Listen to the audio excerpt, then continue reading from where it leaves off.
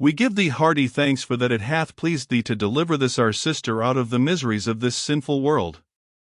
So read the Reverend Frank Milvey in a not untroubled voice, for his heart misgave him that all was not quite right between us and our sister, or say our sister-in-law poor law, and that we sometimes read these words in an awful manner, over our sister and our brother too.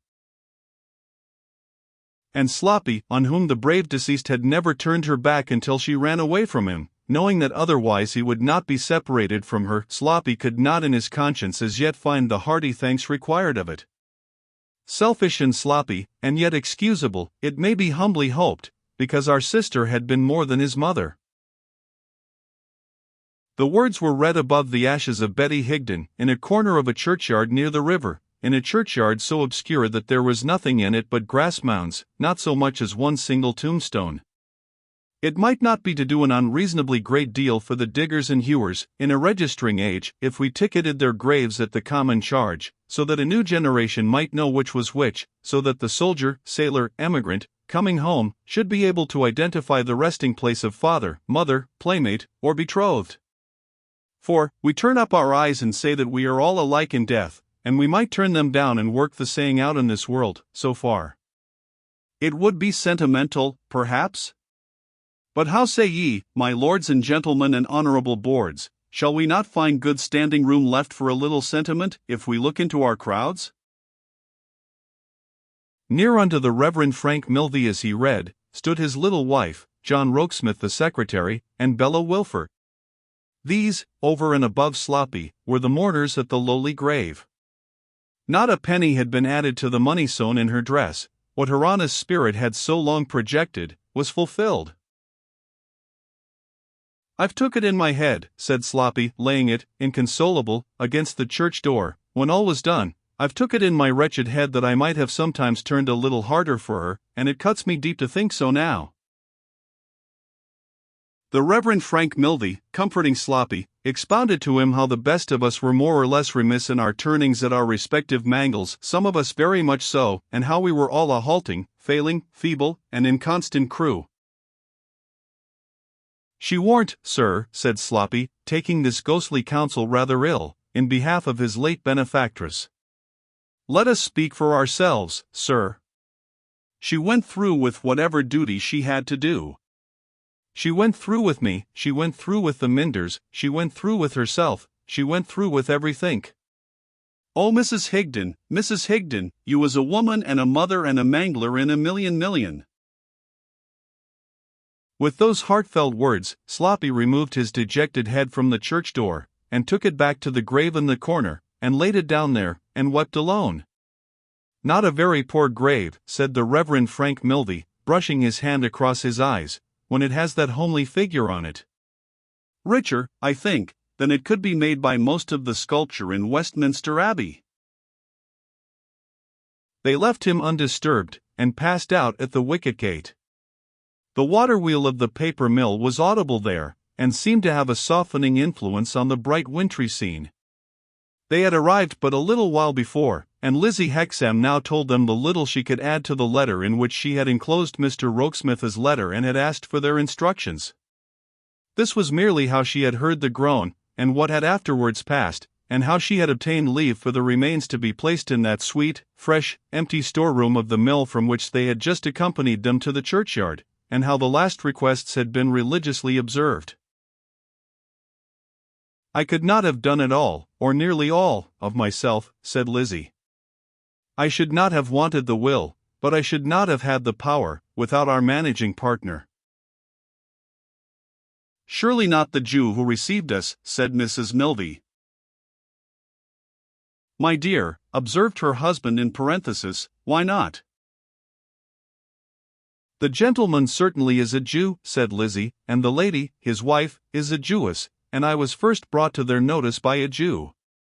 But I think there cannot be kinder people in the world." "But suppose they try to convert you," suggested Mrs. Milvey, bristling in her good little way, as a clergyman's wife. "To do what, ma'am?" asked Lizzie, with a modest smile. "To make you change your religion," said Mrs. Milvey. Lizzie shook her head, still smiling. They have never asked me what my religion is. They asked me what my story was, and I told them. They asked me to be industrious and faithful, and I promised to be so. They most willingly and cheerfully do their duty to all of us who are employed here, and we try to do ours to them. Indeed, they do much more than their duty to us, for they are wonderfully mindful of us in many ways. It is easy to see you're a favorite, my dear, said little Mrs. Milvey, not quite pleased. It would be very ungrateful in me to say I am not, returned Lizzie, for I have been already raised to a place of confidence here. But that makes no difference in their following their own religion and leaving all of us to ours. They never talk of theirs to us, and they never talk of ours to us. If I was the last in the mill, it would be just the same. They never asked me what religion that poor thing had followed. My dear, said Mrs. Milvey, aside to the Reverend Frank, I wish you would talk to her. My dear, said the Reverend Frank aside to his good little wife, I think I will leave it to somebody else. The circumstances are hardly favorable. There are plenty of talkers going about, my love, and she will soon find one. While this discourse was interchanging, both Bella and the secretary observed Lizzie Hexam with great attention. Brought face to face for the first time with the daughter of his supposed murderer, it was natural that John Harmon should have his own secret reasons for a careful scrutiny of her countenance and manner. Bella knew that Lizzie's father had been falsely accused of the crime which had had so great an influence on her own life and fortunes, and her interest, though it had no secret springs, like that of the secretary, was equally natural. Both had expected to see something very different from the real Lizzie Hexam, and thus it fell out that she became the unconscious means of bringing them together. For, when they had walked on with her to the little house in the clean village by the paper mill, where Lizzie had a lodging with an elderly couple employed in the establishment, and when Mrs. Milvey and Bella had been up to see her room and had come down, the mill bell rang. This called Lizzie away for the time, and left the secretary and Bella standing rather awkwardly in the small street, Mrs. Milvey being engaged in pursuing the village children, and her investigations whether they were in danger of becoming children of Israel, and the Reverend Frank being engaged, to say the truth, in evading that branch of his spiritual functions, and getting out of sight surreptitiously. Bella at length said, "Hadn't we better talk about the commission we have undertaken, Mr. Rokesmith?" "By all means," said the secretary. "I suppose," faltered Bella, "that we are both commissioned, or we shouldn't both be here?" "I suppose so," was the secretary's answer. "When I proposed to come with Mr. and Mrs. Milvey," said Bella, "Mrs. Boffin urged me to do so, in order that I might give her my small report. It's not worth anything, Mr. Rokesmith, except for its being a woman's, which indeed with you may be a fresh reason for its being worth nothing, of Lizzie Hexam." "Mr. Boffin," said the secretary, "directed me to come for the same purpose." As they spoke they were leaving the little street and emerging on the wooded landscape by the river. "You think well of her, Mr. Rokesmith," pursued Bella, conscious of making all the advances. "I think highly of her." "I am so glad of that. Something quite refined in her beauty, is there not?" "Her appearance is very striking. There is a shade of sadness upon her that is quite touching. At least I am not setting up my own poor opinion, you know, Mr. Rokesmith," said Bella, excusing and explaining herself in a pretty shy way. "I am consulting you." "I noticed that sadness." "I hope it may not," said the secretary in a lower voice, "be the result of the false accusation which has been retracted." When they had passed on a little further without speaking, Bella, after stealing a glance or two at the secretary, suddenly said, "Oh, Mr. Rokesmith, don't be hard with me, don't be stern with me, be magnanimous. I want to talk with you on equal terms." The secretary as suddenly brightened, and returned, "Upon my honor I had no thought but for you." I forced myself to be constrained, lest you might misinterpret my being more natural. There. It's gone. Thank you, said Bella, holding out her little hand. Forgive me. No, cried the secretary, eagerly. Forgive me. For there were tears in her eyes, and they were prettier in his sight, though they smote him on the heart rather reproachfully too, than any other glitter in the world. When they had walked a little further. You were going to speak to me, said the secretary, with the shadow so long on him quite thrown off and cast away, about Lizzie Hexam. So was I going to speak to you, if I could have begun. Now that you can begin, sir, returned Bella, with a look as if she italicized the word by putting one of her dimples under it, what were you going to say? You remember, of course, that in her short letter to Mrs. Boffin, short, but containing everything to the purpose, she stipulated that either her name, or else her place of residence, must be kept strictly a secret among us. Bella nodded yes. It is my duty to find out why she made that stipulation. I have it in charge from Mr. Boffin to discover, and I am very desirous for myself to discover, whether that retracted accusation still leaves any stain upon her. I mean whether it places her at any disadvantage towards anyone, even towards herself. Yes, said Bella, nodding thoughtfully, I understand. That seems wise and considerate. You may not have noticed, Miss Wilfer, that she has the same kind of interest in you that you have in her. Just as you are attracted by her beauty, by her appearance and manner, she is attracted by yours. I certainly have not noticed it, returned Bella, again italicizing with the dimple, and I should have given her credit for. The secretary with a smile held up his hand, so plainly interposing not for better taste, that Bella's color deepened over the little piece of coquetry she was checked in. And so, resumed the secretary, if you would speak with her alone before we go away from here, I feel quite sure that a natural and easy confidence would arise between you. Of course you would not be asked to betray it, and of course you would not, if you were. But if you do not object to put this question to her, to ascertain for us her own feeling in this one matter, you can do so at a far greater advantage than I or any else could. Mr. Boffin is anxious on the subject. And I am, added the secretary after a moment, for a special reason, very anxious. I shall be happy, Mr. Rokesmith, returned Bella, to be of the least use, for I feel, after the serious scene of today, that I am useless enough in this world. Don't say that, urged the secretary. Oh, but I mean that, said Bella, raising her eyebrows. No one is useless in this world, retorted the secretary, who lightens the burden of it for anyone else. But I assure you I don't, Mr. Rokesmith, said Bella, half crying. Not for your father? Dear, loving, self-forgetting, easily satisfied Pa. Oh, yes. He thinks so. It is enough if he only thinks so, said the secretary.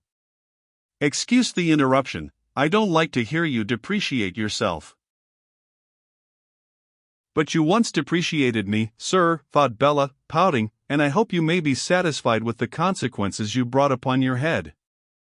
However, she said nothing to that purpose, she even said something to a different purpose. Mr. Rokesmith, it seems so long since we spoke together naturally, that I am embarrassed in approaching another subject. Mr. Boffin. You know I am very grateful to him, don't you? You know I feel a true respect for him, and am bound to him by the strong ties of his own generosity, now don't you? Unquestionably. And also that you are his favorite companion. That makes it, said Bella, so very difficult to speak of him. But does he treat you well? You see how he treats me, the secretary answered, with a patient and yet proud air. Yes, and I see it with pain, said Bella, very energetically.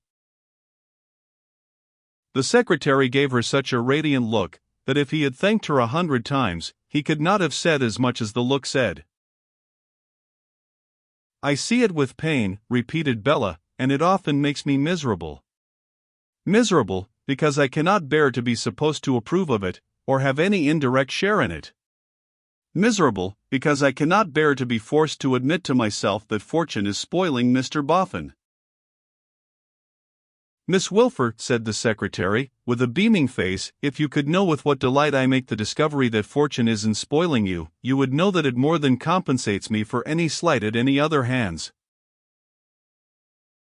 Oh, don't speak of me, said Bella, giving herself an impatient little slap with her glove. You don't know me as well as you know yourself, suggested the secretary, finding that she stopped. Do you know yourself? I know quite enough of myself, said Bella, with a charming air of being inclined to give herself up as a bad job, and I don't improve upon acquaintance. But Mr. Boffin. That Mr. Boffin's manner to me, or consideration for me, is not what it used to be, observed the secretary, must be admitted. It is too plain to be denied.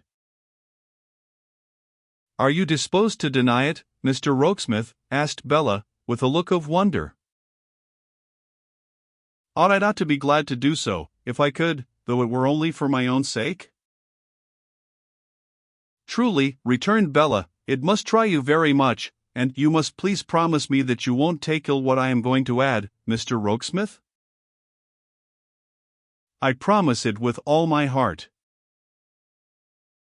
And it must sometimes, I should think, said Bella, hesitating, a little lower you in your own estimation? Assenting with a movement of his head, though not at all looking as if it did, the secretary replied. I have very strong reasons, Miss Wilfer, for bearing with the drawbacks of my position in the house we both inhabit. Believe that they are not all mercenary, although I have, through a series of strange fatalities, faded out of my place in life. If what you see with such a gracious and good sympathy is calculated to rouse my pride, there are other considerations, and those you do not see, urging me to quiet endurance. The latter are by far the stronger. I think I have noticed, Mr. Rokesmith, said Bella, looking at him with curiosity, as not quite making him out, that you repress yourself, and force yourself, to act a passive part. You are right. I repress myself and force myself to act a part. It is not in tameness of spirit that I submit. I have a settled purpose. And a good one, I hope, said Bella. And a good one, I hope, he answered, looking steadily at her. Sometimes I have fancied, sir, said Bella, turning away her eyes, that your great regard for Mrs. Boffin is a very powerful motive with you. You are right again, it is. I would do anything for her, bear anything for her. There are no words to express how I esteem that good woman. As I do too. May I ask you one thing more, Mr. Rokesmith? Anything more? Of course you see that she really suffers, when Mr. Boffin shows how he is changing? I see it, every day, as you see it, and am grieved to give her pain. To give her pain, said Bella, repeating the phrase quickly, with her eyebrows raised. I am generally the unfortunate cause of it. Perhaps she says to you, as she often says to me, that he is the best of men, in spite of all. I often overhear her, in her honest and beautiful devotion to him, saying so to you, returned the secretary, with the same steady look, but I cannot assert that she ever says so to me. Bella met the steady look for a moment with a wistful, musing little look of her own, and then, nodding her pretty head several times, like a dimpled philosopher, of the very best school, who was moralizing on life, heaved a little sigh, and gave up things in general for a bad job, as she had previously been inclined to give up herself. But, for all that, they had a very pleasant walk. The trees were bare of leaves, and the river was bare of water lilies, but the sky was not bare of its beautiful blue, and the water reflected it, and a delicious wind ran with the stream, touching the surface crisply. Perhaps the old mirror was never yet made by human hands, which, if all the images it has in its time reflected could pass across its surface again, would fail to reveal some scene of horror or distress. But the great serene mirror of the river seemed as if it might have reproduced all it had ever reflected between those placid banks, and brought nothing to the light save what was peaceful, pastoral, and blooming. So, they walked, speaking of the newly filled-up grave, and of Johnny, and of many things. So, on their return, they met brisk Mrs. Milby coming to seek them, with the agreeable intelligence that there was no fear for the village children, there being a Christian school in the village, and no worse Judaical interference with it than to plant its garden. So, they got back to the village as Lizzie Hexam was coming from the paper mill, and Bella detached herself to speak with her in her own home. "I am afraid it is a poor room for you," said Lizzie, with a smile of welcome, as she offered the post of honor by the fireside. "Not so poor as you think, my dear," returned Bella, "if you knew all. Indeed, though attained by some wonderful winding narrow stairs, which seemed to have been erected in a pure white chimney, and though very low in the ceiling, and very rugged in the floor, and rather blinking as to the proportions of its lattice window, it was a pleasanter room than that despised chamber once at home, in which Bella had first bemoaned the miseries of taking lodgers." The day was closing as the two girls looked at one another by the fireside. The dusky room was lighted by the fire. The grate might have been the old brazier, and the glow might have been the old hollow down by the flare. "It's quite new to me," said Lizzie, "to be visited by a lady so nearly of my own age, and so pretty, as you. It's a pleasure to me to look at you." "I have nothing left to begin with," returned Bella, blushing, "because I was going to say that it was a pleasure to me to look at you, Lizzie. But we can begin without a beginning, can't we?" Lizzie took the pretty little hand that was held out in as pretty a little frankness. "Now, dear," said Bella, drawing her chair a little nearer, and taking Lizzie's arm as if they were going out for a walk, "I am commissioned with something to say, and I dare say I shall say it wrong, but I won't if I can help it. It is in reference to your letter to Mr. and Mrs. Boffin, and this is what it is. Let me see. Oh yes. This is what it is." With this exordium, Bella set forth that request of Lizzie's touching secrecy, and delicately spoke of that false accusation and its retraction, and asked might she beg to be informed whether it had any bearing, near or remote, on such request. "I feel, my dear," said Bella, quite amazing herself by the businesslike manner in which she was getting on, "that the subject must be a painful one to you, but I am mixed up in it also, for I don't know whether you may know it or suspect it. I am the willed-away girl who was to have been married to the unfortunate gentleman, if he had been pleased to approve of me. So I was dragged into the subject without my consent, and you were dragged into it without your consent, and there is very little to choose between us." "I had no doubt," said Lizzie, "that you were the Miss Wilfer I have often heard named. Can you tell me who my unknown friend is?" "Unknown friend, my dear," said Bella. "Who caused the charge against poor father to be contradicted, and sent me the written paper." Bella had never heard of him. Had no notion who he was. "I should have been glad to thank him," returned Lizzie. "He has done a great deal for me. I must hope that he will let me thank him some day. You asked me, has it anything to do?" "It or the accusation itself," Bella put in. "Yes. Has either anything to do with my wishing to live quite secret and retired here?" "No." As Lizzie Hexam shook her head in giving this reply and as her glance sought the fire, there was a quiet resolution in her folded hands, not lost on Bella's bright eyes. "Have you lived much alone?" asked Bella. "Yes. It's nothing new to me. I used to be always alone many hours together, in the day and in the night, when poor father was alive. You have a brother, I have been told? I have a brother, but he is not friendly with me. He is a very good boy though, and has raised himself by his industry. I don't complain of him. As she said it, with her eyes upon the fireglow, there was an instantaneous escape of distress into her face. Bella seized the moment to touch her hand. Lizzie, I wish you would tell me whether you have any friend of your own sex and age. I have lived the lonely kind of life, that I have never had one, was the answer. Nor I neither, said Bella. Not that my life has been lonely, for I could have sometimes wished it lonelier, instead of having ma going on like the tragic muse with a faceache in majestic corners, and Lavvy being spiteful, though of course I am very fond of them both. I wish you could make a friend of me, Lizzie. Do you think you could? I have no more of what they call character, my dear, than a canary bird, but I know I am trustworthy.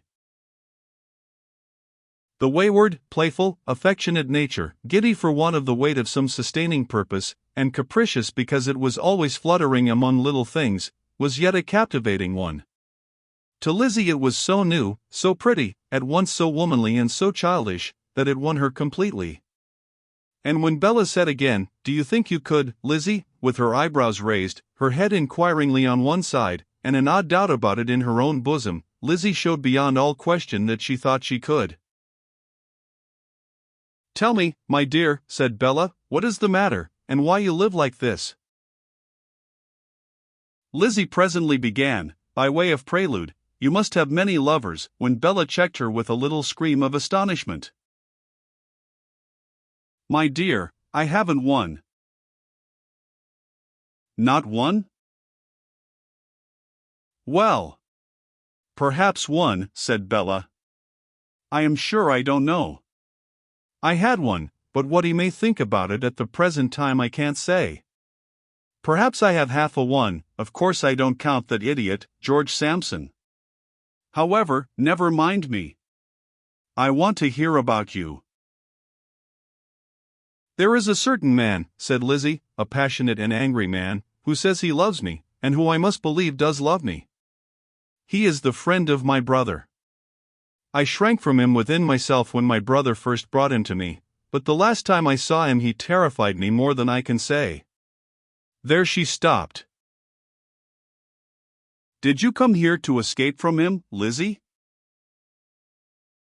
"I came here immediately after he so alarmed me." "Are you afraid of him here?" "I am not timid generally, but I am always afraid of him. I am afraid to see a newspaper, or to hear a word spoken of what is done in London, lest he should have done some violence." "Then you are not afraid of him for yourself, dear," said Bella, after pondering on the words. "I should be even that, if I met him about here. I look round for him always, as I pass to and fro at night." "Are you afraid of anything he may do to himself in London, my dear?" "No. He might be fierce enough even to do some violence to himself, but I don't think of that." "Then it would almost seem, dear," said Bella quaintly, "as if there must be somebody else?" Lizzie put her hands before her face for a moment before replying. The words are always in my ears, and the blow he struck upon a stone wall as he said them is always before my eyes. I have tried hard to think it not worth remembering, but I cannot make so little of it. His hand was trickling down with blood as he said to me, "Then I hope that I may never kill him." Rather startled, Bella made and clasped a girdle of her arms round Lizzie's waist, and then asked quietly, in a soft voice, as they both looked at the fire, "Kill him? Is this man so jealous, then?" "Of a gentleman," said Lizzie. "I hardly know how to tell you, of a gentleman far above me in my way of life, who broke father's death to me, and has shown an interest in me since." "Does he love you?" Lizzie shook her head. Does he admire you? Lizzie ceased to shake her head, and pressed her hand upon her living girdle. Is it through his influence that you came here? Oh no. And of all the world I wouldn't have him know that I am here, or get the least clue where to find me. Lizzie, dear. Why? Asked Bella, in amazement at this burst. But then quickly added, reading Lizzie's face, no. Don't say why. That was a foolish question of mine. I see.